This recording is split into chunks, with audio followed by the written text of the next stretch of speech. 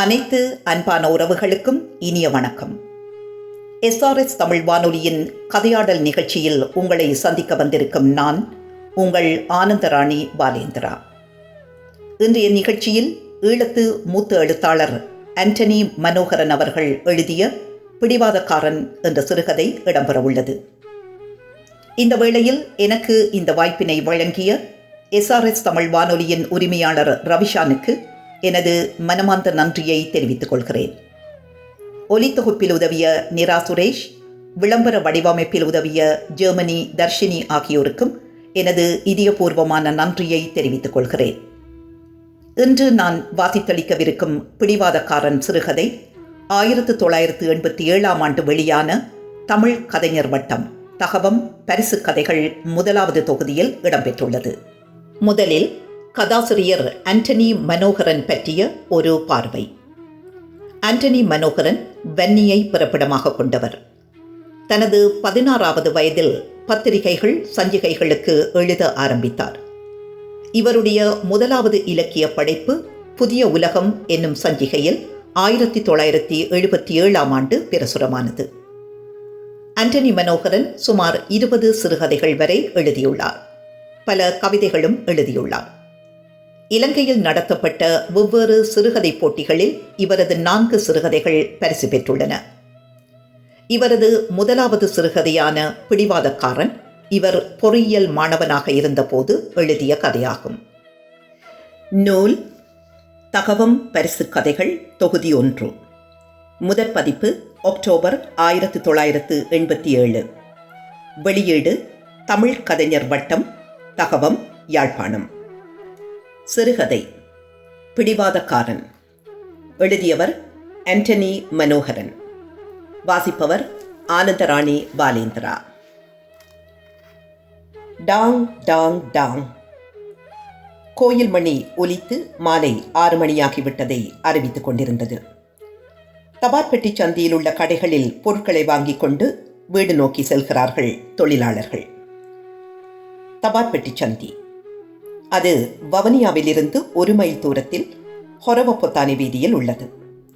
அச்சந்தியில் சிவப்பு தபாற்பெட்டி ஒன்று உண்டு. அதுதான் அச்சந்தியின் பெயருக்கு காரணி.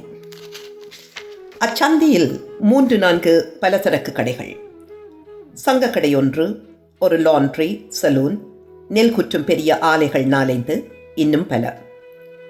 இறம்பை குளத்தையும் சின்னப்புது குளத்தையும் பிரிக்கும் சந்தி அதுதான். அவ்விரு ஊர்களிலும் உள்ள மக்கள் அச்சந்தியை நாடி வருவதால் அது எப்போதும் கலகலப்பாக இருக்கும். கந்தவனத்தாரும் சமையல் சாப்பாட்டுக்கு தேவையான சாமான்களை வாங்கிக் கொண்டு கடையை விட்டு வெளியேறுகிறார். என்னென்ன, டவுனுக்கு போக இல்லையா? வாயில் பீதியுடன் நின்ற சுப்பையா கேட்டான். இல்லை சுப்பையா, வீட்டுக்குத்தான் போகிறேன் என்று கூறிவிட்டு வேகமாக நடக்கிறார் கந்தவனம். சுப்பையா கேள்வி கேட்டதன் நோக்கம் அவருக்கு புரியாமல் இல்லை. மனதில் சிரித்து கொண்டார். கந்தவனத்தார் வழக்கமாக தன் வேலை முடிந்ததும் வவுனியா டவுனுக்கு போய் ஒரு அரையோ காலோ அடித்துவிட்டுத்தான் வருவார். வீட்டில் ஒருவரும் அதை தடுப்பதில்லை. பாவம், நாள் முழுவதாக கஷ்டப்பட்டு உழைக்கிறார், அவர் குடித்தால் தான் என்ன என்று கந்தவனத்தாரின் மனைவி சொல்லிக் கொள்வாள். ஆனால் கந்தவனத்தார் இப்போது குடிக்கப் போவதில்லை. ஏன் 5-6 ரூபாயை அநியாயமாக செலவழிப்பான், பிள்ளைகள் சாப்பிட்டாலும் பரவாயில்லை என்று மனதில் எண்ணி தானாக நிறுத்தி கொண்டார். பிள்ளைகள் வளர வளரத்தான் அவர் தன் வீட்டு தேவைகள் கூடுவதை உணர்ந்து கொண்டார். மூத்தவன் முரளி அட்வான்ஸ் லெவல் வரை படித்துவிட்டு வேலை தேடிக்கொண்டிருக்கிறான். மற்றவள் புஷ்பா 10ஆம் வகுப்பு வரை படித்து போட்டு வீட்டில் இருக்கிறாள். இளையவன் படித்து கொண்டிருக்கிறான். அவர் தன் வாழ்க்கையை எண்ணி பார்த்து கொண்டார். அவரும் கனகம்மாவும் வவுனியாவுக்கு வந்தபோது இருந்ததும் இப்போது இருப்பதும் எவ்வளவு மாறுதல். கனகம்மா முன்பு இவ்வளவு அழகு. இப்போது 3 பிள்ளைகளுக்கு தாயாகி நொய்ந்து போயிருக்கிறாள். அவளின் அழகு இளமையெல்லாம் எங்கேயோ போய்விட்டன. ஆம், அழகு நிலையற்றது என்பதை அவர் எண்ணிக்கொண்டார். அச்சுவேலியில் விவசாயம் செய்து சொந்த ஊரில் வாழ வேண்டியவர் இன்று வவுனியாவில் அதுவும் மண் வீட்டில் ஏழை தொழிலாளியாக வாழ்கிறாரே. இதற்கெல்லாம் காரணம் அவரின் வெறிதானே. அந்த வெறி இன்று அவரை எவ்வளவு தூரம் பாதித்துவிட்டது. கந்தவனத்தாருக்கு அதை நினைக்கும் போது வெட்கமாக இருந்தது. சி, நான் அப்படி நடந்து கொண்டேனோ? வீதியோரம் ஓடுவதைப் போல் தோன்றும் மரங்களிடையே அவரின் கடந்த கால நிகழ்ச்சிகள் ஓடிக்கொண்டிருந்தன. கந்தவனத்தார் அச்சுவேலியில் தன் தாய் தந்தையருடன் தோட்டம் செய்து வாழ்ந்த காலம். அரும்பு மீசையும் நிமிந்த மார்பும் அவரின் வாலிப பருவத்தை எடுத்து எம்பிய காலம். கனகம்மா கந்தவனத்தாரின் தோட்டத்தில் கூலி வேலை செய்கிறவள். தாழ்த்தப்பட்டவர்கள் என கணிக்கப்படும் கூலியாட்களில் ஒருத்தி. வறுமைக்குள்ளும் அவளிடம் அழகு மெளிர்ந்து கொண்டுதான் இருந்தது. சுருண்ட நீண்ட தலைமுடி, மிளகாய் பழம் போன்ற சிவந்த இதழ். இப்படி ஒரு அழகா என வியக்கக்கூடிய வகையில் அவளின் அழகு அமைந்திருந்தது. கந்தவனத்தாரின் மனம் அவளின் அழகில் ஈடுபாடு கொண்டது. அவளின் அழகில் அவர் மயங்கியது வியப்பில்லைத்தானே. கூலியாட்களுக்கு கூலி பணத்தை கொடுத்துவிட்டு மிளகாய் தோட்டத்தை நோட்டமிட்ட வண்ணம் வரம்பில் நடந்து கொண்டிருந்தார் கந்தவனம். வரம்பில் நடந்து கொண்டிருந்தவரின் கண்ணுக்கு மிளகாய் செடிக்குள் கனகம்மா நின்று கொண்டிருப்பது தெரிந்தது. என்ன கனகம்மா, எல்லாரும் போயிட்டாங்கள், நீயே நின்னும் போக இல்லை என்று கேட்டார். அவரின் கண்கள் அவளை விழுங்கிக் கொண்டிருந்தன. புல்லிக்கிண்டியே எங்கேயோ தொலைத்து விட்டேன், அதுதான் தேடிக்கொண்டிருக்கேன் என்றாள். கந்தவனத்தாரின் காதுக்குள் கனகம்மாவின் குரல் கேட்டதாக தெரியவில்லை. அவர் மனிதராக இருக்கவில்லை. உணர்ச்சிகள் கொழுந்து விட்டு கொண்டிருந்த அவரின் மனம் அவரை செயல் வீரனாக்கியது. என்னங்க நீங்க இன்னைக்கு இப்படி? கந்தவனத்தாரின் பிடிக்குள் சிக்கி தவித்த கனகம்மாவின் குரல் ஒலித்தது. கந்தவனத்தார் வரம்பில் நடந்து கொண்டிருந்தார். அவரின் உணர்ச்சிகள் அடங்கியிருந்தன. தான் ஒரு மிளகாய் நாற்றின் நுனியை கிள்ளிவிட்டதை இப்போதுதான் உணர்ந்தார். அன்றிலிருந்து கந்தவனத்தாரின் மனம் அழுது கொண்டிருந்தது. நான் கனகம்மாவை கெடுத்து விட்டேன், அவளின் வாழ்க்கையை பாழாக்கிவிட்டேன். நாட்கள் கிழமைகளாகி, கிழமைகள் மாதங்களாகி காலம் ஓடிக்கொண்டிருந்தது. கனகம்மா இப்போதெல்லாம் வேலைக்கு வருவதில்லை. கந்தவனத்தாரின் நம்பிக்கை இறுகி கொண்டு வந்தது. அப்படியென்றால் கனகம்மா ஒரு குடும்ப பெண் அடையும் நிலையை அடைந்து விட்டாளா? தோட்டத்தில் கூலிக்கார பெண்கள் அவரை ஒரு மாதிரியாக பார்த்தார்கள். அவர்களின் பார்வையை அவரால் தாங்கிக் கொள்ள முடியவில்லை. கந்தவனத்தாரின் மனச்சாட்சி அவரையே குத்திக் கொண்டிருந்தது. இந்த விஷயம் நாளைக்கு ஊருக்கு தெரியாமலா போகிறது? கனகம்மாவின் தாய் தகப்பனர் கந்தவனத்தாரின் தகப்பனிடம் நியாயம் கேட்க ஓடி வருவார்கள். அப்பா அவர்களை கேலி செய்வார். கீழ்ச்சாதி நாயல், ஹாரோ கொடுத்த பிள்ளைய வாங்கி கொண்டு என்ற மகனை மாப்பிள பிடிக்க வருதுகள், நாயல் என்று கூறுவாரே தவிர யாரும் கந்தவனத்தில் சிறிதும் ஐயப்பட மாட்டார்கள். மகனில் அவ்வளவு நம்பிக்கை. அதன் பிறகு என்ன? கனகம்மா உயிரோடு வாழ்வாளா? அவளுக்கு அதற்கு பிறகு என்ன வாழ்க்கை? எங்கேயும் கிணத்துல குளத்தில் விழுந்து உயிரை மாய்த்துக் கொள்வாள். இதற்கெல்லாம் காரணம் நான் தானே. இறுதியாக கந்தவனத்தார் ஒரு முடிவுக்கு வந்தார். எப்படியாவது கனகம்மாவை காப்பாற்றியே தீருவேன். அன்றிரவே கனகம்மாவையும் கூட்டிக் கொண்டு வவுனியாவுக்கு புறப்பட்டு விட்டார். கனகம்மாவை வீட்டுக்கு கூட்டிச் சென்றால் அப்பா அடித்து துரத்துவார். அதைவிட நாங்கள் ஊரை விட்டு போய்விட்டால் எவ்வளவோ மேல். அன்று வந்தவர்தான். தொழில் தொடங்குகையில் போதிய அளவு பணம் இல்லை. பணமில்லாமல் தொடங்கும் தொழில் ஒரே தொழில்தானே, கூலி வேலை.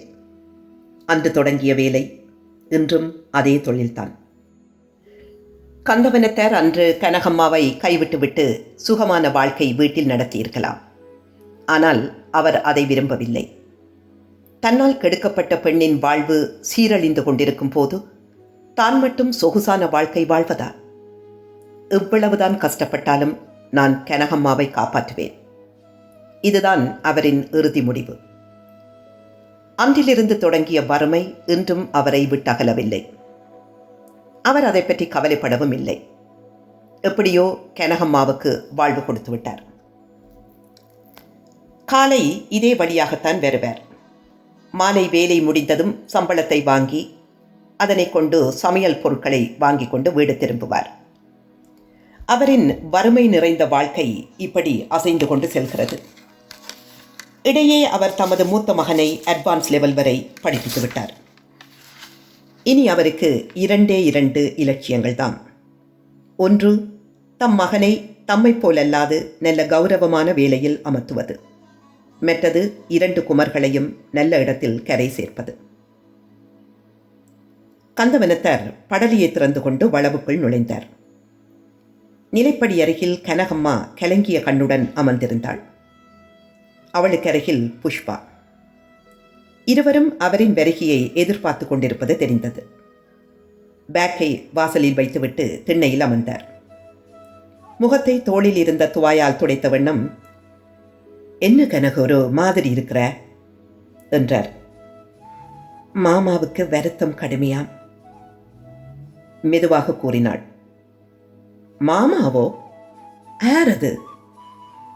ஆச்சரியத்துடன் கேட்டார். உங்களோட அப்பாதான்.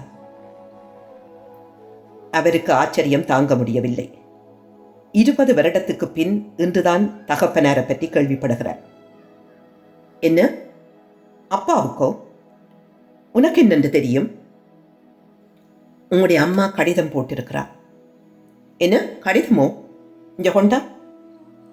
ஆச்சரியத்துடன் கடிதத்தை வாங்கினார். அவசரமாக பிரித்து மங்கலான வெளிச்சத்தில் படித்தார்.